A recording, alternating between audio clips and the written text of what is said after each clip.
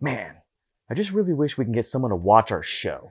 I know, we put a lot of effort into it. Maybe we could just break into a studio or something Isn't and that make them. felony? Don't worry. We'll wear disguises. I know it's not the greatest thing in the world. It's what I got laying around. All right. If anybody gives us any trouble, I'll break out the old fake machine gun. Sounds good to me. Let's hit it.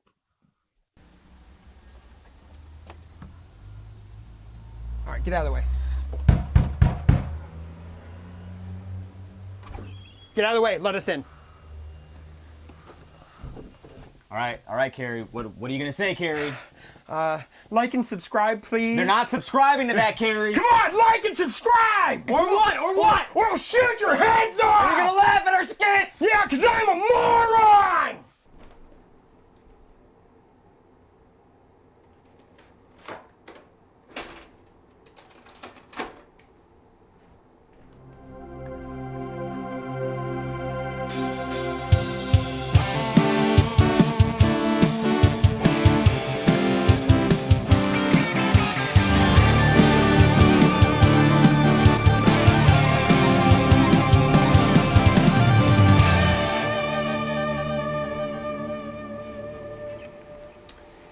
Hello, everyone. I'm Kerry Williams, Airheads aficionado. And I'm Josh Sanchez, just some guy. And this is our first episode, and now our feature presentation, a show that not only loves movies from the 80s and 90s, we live them. And speaking about an Airhead aficionado, that takes us right into our first movie, right, Carrie? Airheads. Airheads. So, three aspiring rock musicians with Brendan Fraser, who is Chaz, Adam Sandler, who's Pip, and Steve Buscemi, who's Rex, determined to take their band to the next level, break into Radio station so that they can play their demo tape. Exactly. So, what's next? Airheads was released in August of 1994 with a budget of $11 million. It debuted in 10th place, grossing just $1.9 million the opening weekend, and only grossed half of its budget back. $5.8 million. That's pretty dismal.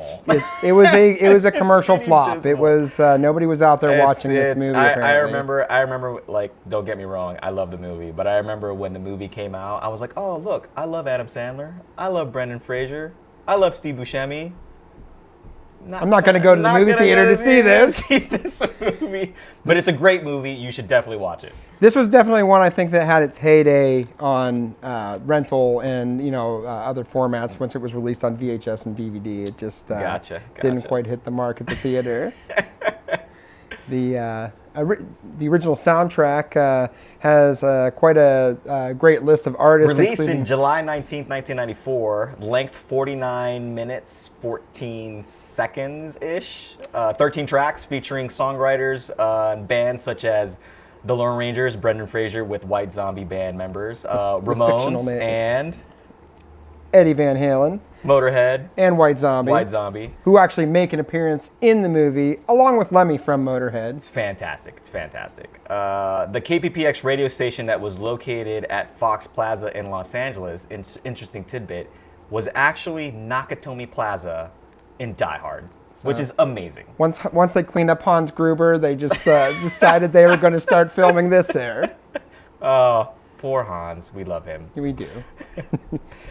So this actually film, as of what we know of right now, the filming of this podcast show, it's currently unavailable to purchase or stream. You cannot basically legally watch this movie unless you already own it on physical media. There is no streaming service that's currently offering it, nor is there a current release of a physical copy of it. The Blu-ray copies are going wild on eBay. You would probably pay between $150 to $300 for a copy of this movie right now. That is insane. And look at this. We have them right here. We have the VHS.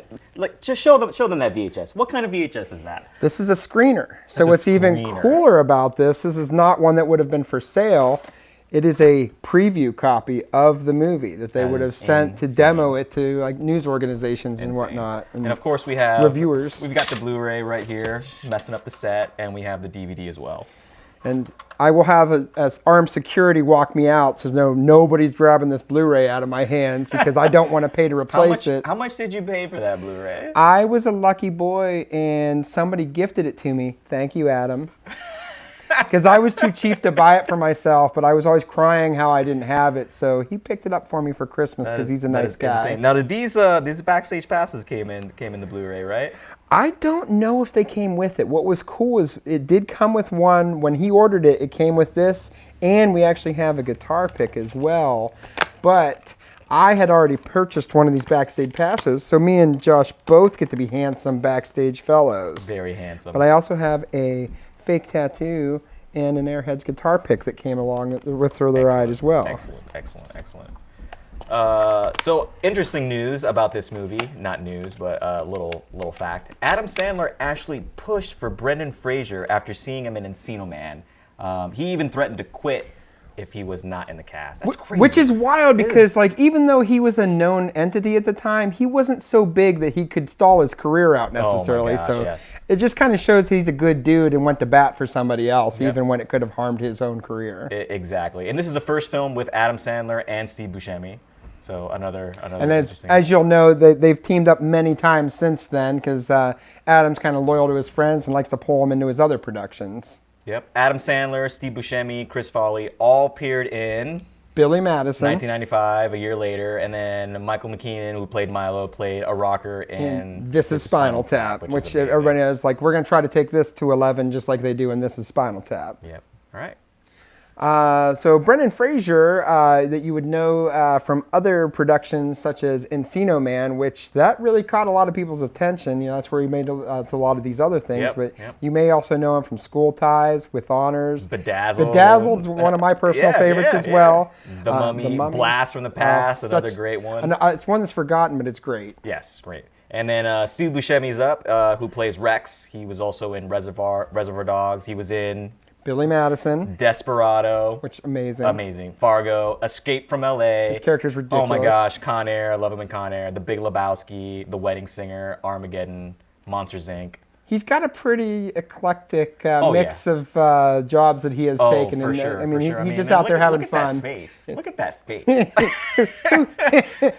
Who couldn't love it? Oh, Steve, we love you, Steve. Come on, Steve. And when he's not out there acting, he's out there being a good dude as a volunteer firefighter helping out. Yeah. Oh, really? He was actually on the scene of 9/11, helping for days. Wow. In the aftermath Did not and whatnot. know that. He's a pretty stand-up dude. Even I'm learning something on this podcast show. It's amazing. It's true. Next up is Adam Sandler, who plays Pip, also in Coneheads, Billy Madison, Happy Gilmore, The Wedding Singer. My personal favorite. I love The Wedding Singer so much. The Waterboy, Big Daddy, Little Nicky. 50 First Dates, The Longest Yard. Hotel Transylvania. Pixels, Uncut Gems. So many great movies. He's in so many more movies even now. We'd have half the podcast taken up with him. Look at this guy. Come on, Adam. Again, wonderful fellow. Next up is Joe Mantegna, which is Ian the DJ in the show and in the movie, and you know him from The Money Pit as one of the contractors. That's a tough guy. Three Amigos. Thinner. Simpsons. Cars 2. That's right. And then the beloved Chris Farley, we all miss him. I wish he could have lasted to continue to collaborate with these fellows. Yeah, Officer Wilson, Wayne's World 1 and 2, Coneheads. A lot of people show up in Coneheads. It's kind of wild. Yes. Billy Madison, again, another team up with them all. Yep. Tommy Boy, Black Sheep, Almost Heroes. Great movies. Yep. Then you have Michael McKean, which this man, don't count him out. He's in a lot of stuff as well. He plays Milo in this. You all know him from This is Spinal Tap, Clue, Planes, Trains, and Automobiles. Such a classic. Gosh, yes. Short Circuit 2. He plays a good dirtbag in that. Yep. Again, Coneheads. There's so many people that are in Coneheads. So many people. And it's such an underappreciated movie as well. Yep. The Brady Bunch movie, Best in Show, Mighty Wind. He loves being in Christopher Guest stuff. And then next we have up Judd Nelson. Who doesn't love Jimmy him? Wing, yep. You got The Jimmy Breakfast Wing. Club, Jimmy Wing. You got Almost Fire, Transformers the movie, Jay and Silent Bob Strike Back. Yep. It was cool to see him in this movie because of course I remember seeing some of these other movies, but the movie that sticks out to most for me is The Breakfast Club. Oh yeah. So he's forever Johnny Bender. Oh, for sure. So seeing him because I had not seen this movie in so long, and then You forget that he's in I it. forget that he's in it, and like so many other cast members that we're gonna go through that you forget. And just I remember like watching this with my wife and seeing, I'm like, oh my gosh, this guy's in it. Oh, this is fantastic. This movie is just littered with wonderful people from so other many, stuff. so many great. And speaking of wonderful people, that means you can't forget about Ernie Hudson. Ernie Hudson, yep. We have a Ghostbuster in this Yes, movie. exactly, So it's like exactly. that's his big claim to fame is you can't forget him from Ghostbusters 1 and 2. He's also in The Crow. He loves Congo. playing a police officer.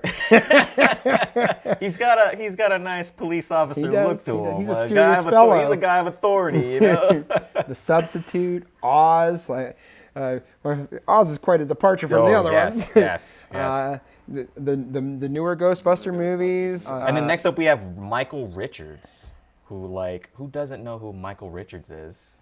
I mean, I guess a lot of people don't know who he is if you didn't grow up watching Seinfeld. I was gonna say most people will honestly probably know him as Kramer, but the yes. modern generation may not. But then Seinfeld's got it reaches. It's out there. It's out there. It's out there. Maybe some of the younger generation of today don't know who Seinfeld is, but I mean, if you I'm don't, sure they've seen this fellow in something. But whether it be Transylvania 6500 or the wonderful Weird Al movie UHF, and another, I guess, problem child, and I'll always love him as the bow tie killer. Dear bow tie killer, I got to write a letter to you.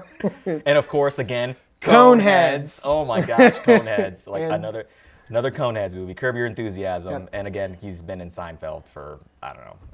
Every single episode in Seinfeld, probably. I mean, I'm assuming. I can't imagine there's not one crazy, of the core fours in. The crazy Cosmo Kramer. Cosmo Kramer. And then next we have up David Arquette. It's a very early film for him to be in. He's oddly enough, he's got blonde hair, which you're not used to seeing him in anything else. Yep. And you may know him also from Buffy the Vampire Slayer, and of course Scream. That's probably one of his most notorious ones. And when he's Elvis in 3,000 Miles to Graceland. Yep. And next we have up Marshall Bell. Which he Stand By Me, Twins, Total Recall, Starship Troopers. Twins. Oh, Twins is a great movie. Come on. I mean, all those movies. Everything is listed. All those They're movies. all classics. All those Stand By Me, All Twins, classics. Total Recall, Starship Troopers. All fantastic. If you haven't seen any of those movies, you're doing it wrong. Watch those movies. You better be watching those movies. You're doing it wrong. Take notes and go watch. We'll tell you which ones. And next up we have Reg E. Cathy. Hopefully I'm not butchering his name, but I think know. that's pretty close.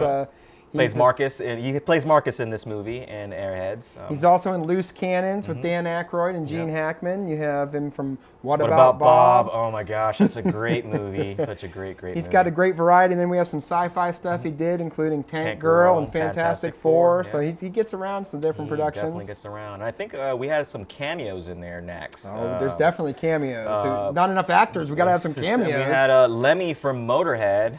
He's the editor of the school newspaper. I was the editor of the school magazine. It's fantastic. It's just like it's still from that. You gotta love Lemmy. Yep. And then we had, of course, in the club scene, performing White Zombie. White Zombie's in there. Yeah. And of course we have a short bit who is sneaking another Ghostbuster. So we have to have Harold Ramis pretending that he's not a cop. It's amazing. It's amazing. He doesn't pass the quiz though. Nope, he doesn't. Oh, I mean, what was the question that got him? Well, it was who would win between Lemmy and God in a fight, and he answered Lemmy, and then trick question. Lemmy is God.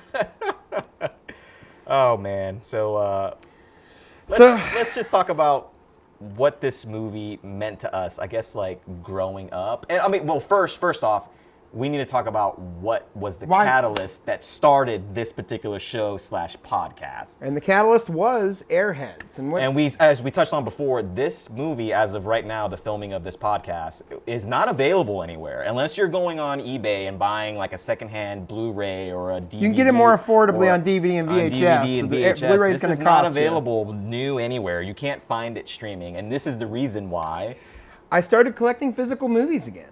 I used to watch this movie probably about once a week while I work, because typically what I would do when I work is listen to a movie that I already know well, because I can't pay attention while I'm working, so want to hear the dialogue and the soundtrack. Before we go into that, so we're currently filming this in your work environment. Correct. So like kind of a little bit of a plug. Carrie owns a store named Warp Zone, and we sell vintage video games and systems. Shameless plug. I mean, come on. We also, as you can see, carry a wide variety variety of physical movies, because once they pulled Airheads from streaming, that spawned me to collect physical movies again. And so you need to go into the story, like, because I remember you telling me the story, and I mean, I tell this story to everybody now. So it's like you went to go stream it one morning and go through that. So what happened? I'm a creature of habit. So like I went to work that day. It's a comfort movie for me. So I put it on to listen to both the soundtrack and the people speak. And I go to find it. It doesn't exist. And I'm like, well, that's weird. I know I own this movie. And at the time it was a streaming service, Vudu, which transitioned to Fandango. And I'm like, every once in a while it'll happen where either I thought I had it or they'll change the UPC and it's a different one you have to buy digitally. And it's like, oh, I guess I'll rebuy it. Wasn't even an option to rebuy it. Nowhere could it be found. So I couldn't watch it anymore. So I was like, this stinks. You know what I mean? And once that happened, you know what I mean? I was like, I better just start collecting physical movies, because aside from taking them down, I also don't like when they alter them. So it's also, I mean, I know I have several other fans that are now starting to quote unquote collect. It's coming back around. It's a thing to have a physical copy of something in your hands. Instead of just in the ether digitally. It's a thing now. Like, people want the tactile. Like, I want to be able to put a DVD into. Carrie's a little weird. Sorry about it. He's a little weird. But to be able to put a physical media into something and hit play. There's just something about it. There's something it's just about not it. the same. Especially for us older guys. It's just like, I mean, it's digital's convenient and nice, but there's just something about having the real deal too. It's an experience instead of just, just popping a movie on. So about how many movies do you think you have now? Probably just shy of 1,000. Oh my! I went a little ham. It's a sickness. It is a sickness, and it's just. It started off with me like, oh, just get my favorites. Well, apparently I have a lot more favorites than I realized. So I'm gonna go into another reason why we started this podcast. And so we had been talking about movies for, I mean, I've known you for 10 plus years. We worked together years ago, filming documentaries years and years ago. And it's one of those things, like, we would always talk about these movies, and like probably 80 to 90% of the movies you would say is like, oh yeah, I love that movie, like, it's great. And there's like that 10%. There's that 10% one of us hasn't seen, the other one exposes us to it. Yes, exposes to it. And maybe out of that 10%, there might be like a 1 or 2%. I'm like, I really didn't like the movie. And like, we started talking about movies. And I originally wanted to do a podcast about something different. We won't go into that. And Carrie, because he deals with this in every day, he's like, I don't want to do a podcast about games right now. I was a little worried too, as I just feel like that there's sometimes an oversaturation with like vintage video game video out there, whether it be streaming on Twitch or new podcasts. So I was like, I really don't feel like there's enough people out there honoring the classics that me and Josh geek out over. And I totally agree. We'll be on the phone for hours just nerding out about the dumbest scenes of a movie. He'll say a line from a movie, and like 90% of the time, I get the reference. And he's the only one that does it. Oh my gosh. I pitch these to other people. How did you know that? I felt like I was the only one who knew that line. That's the only line that stuck out to me in the movie. Kindred spirits. Kindred spirits. So when Carrie asked me to do this podcast, it's a show, whatever you want to call it. I was a little leery. I was like, I really don't want something else to do. I'm already super busy. And I was like, come on. And so this is a test, and I don't think I've ever told you this. This is a test that I actually did. I was like, all right, let's come up with 20 movies each, just 20 movies each. And let's try to pick stuff that the other wouldn't pick, all right? So I intentionally picked movies that he wouldn't pick, and he intentionally picked movies that I didn't pick. There was some crossover. I remember doing this. This was 6, 7, 8 months ago before we filmed this first episode. And I remember sitting in my hotel room because I was visiting my brother, and I'm like typing up this list, and I'm like, oh, I'm gonna get this guy. I'm not gonna get 20. I'm gonna make 100. I'm gonna do a list of 100, because if this guy is serious, he's gonna do more than 20. He's gonna do maybe 50, maybe 60, but I'm just gonna one up this guy. So I was like, if he does 20, anything less than 30, he's not serious about this. So I wrote the list, and I'm giggling, and I just remember I'm giggling in the bed typing. I'm gonna beat him. I'm gonna beat him. I was like, oh, I know he's gonna pick this, so I'm not gonna pick that. I know he's gonna pick this, so I'm not gonna pick that. And so I ended up calling him And then I think I gave him like 12 hours. It was less than 12 hours. Oh yeah, it was less than than 20. It was about 24 hours. It was a quick turnaround. So I call him and I'm like, hey, Carrie, you got your list? And he's laughing. And I'm like, and I start laughing too. And he's like, oh, I got a list. He's like, I got a list. He's like, I got a list too. And I think you actually said, did you surpass the 20? And I was like, oh, I definitely said. And then you asked me, you were like, so how many did you get to? And I said, I have 100 movies, Carrie. I have 100 movies. And then I remember you just like, it was like you dropped the phone and I was like, this guy's laughing. He's laughing. And I'm like, okay, maybe he actually got 100 movies too. It was like 320 I was gonna movies. say, it was like 200 or 300. It was like 320 movies on his list. And I was like, oh my gosh. I was trying to cut it down to my Oh favorites. My gosh. I Like, guess we're doing this podcast because this is a lot of movies. we have content to select from for a while. Oh yeah, I think on the list we have over 500. 8 years worth or 10 no. years? Or? If we were to release 24 episodes a year, it's 17 years. 17 years. 17 years worth. We hope that it gets interesting.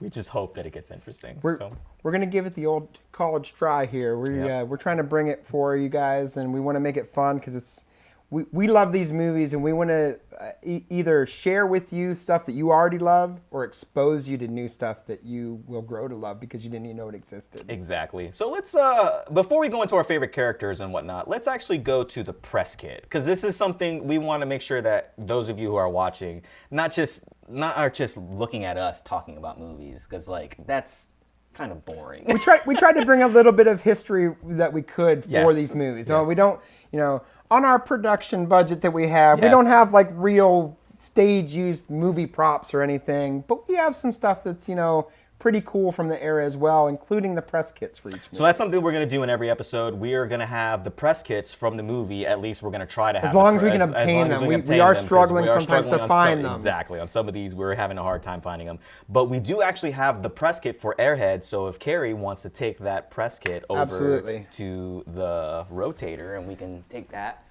Airheads is kind of an interesting animal too, because it had multiple press kits. Because it was included in basically a summer release schedule from 20th Century Fox. So it came out with one that included also Speed, Baby's Day Out, True Lies, and The Scout. So it's not a full press kit that's exclusive to just Airheads. It has those movies along with it. So there's one still for Airheads, along with some script notes and some details about the movie describing it. But we also bought a supplemental one that came with like a pack of pictures. You see how it's got this nice little branded outer package, and then some production stills and shots of the cast. You have them climbing through the vents, as you'll see in the movie. You have some radio station shots with the cast. You have some crew shots. It's a pretty nice little example of stuff they would have sent out to reviewers and other media outlets to basically tease the movie so that they could have people review it and basically prep for... Yeah, kind of promote the movie kind of as it's coming out. Yeah. And it's I don't honestly even know if they send press kits anymore. I mean, this might be most of them are digital now. Most of them are digital. They're electronic press kits for most of the part. But yeah, it's usually got a little write up about the like some of them will have write ups about characters or just synopsis about the movies and just some cool stills and it's a nice little piece of history and it's like. Smells like 1994. I don't know if I want to smell 1994 anymore. You don't know until you try. All right, let's go into some of our favorite characters. Of course, my favorite character was Officer Wilson. He is pretty wonderful, and the late Chris Farley. It's one of my. He always brings it when he comes to a character. He definitely brings it. There was a couple of scenes. I mean, he's not in it a ton because he's a minor character. He's a little bit part, but he's a memorable bit part. There were certain scenes because he's such a physical actor. Oh, yeah. There's it just blew my mind when he's down on the ground and he does that push-up stand-up thing.